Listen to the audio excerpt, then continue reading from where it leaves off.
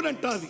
విడిపోయిన బంధమా, చెదిరిపోయిన స్నేహమా, ఎడబోసిన గీతమా, ఎదల నిండ గాయమా, పువ్వులు పుప్పడిలా బల బల బల బల బల బల పువ్వులు పుప్పడిలా పవిత్ర బంధమా, పరమాత్ముని రూపమా, పవిత్ర బంధమా, పరమాత్ముని రూపమా, కోరు తెలంగాణమా, కోట్లాది ప్రాణమా, బల బల బల బల బల బల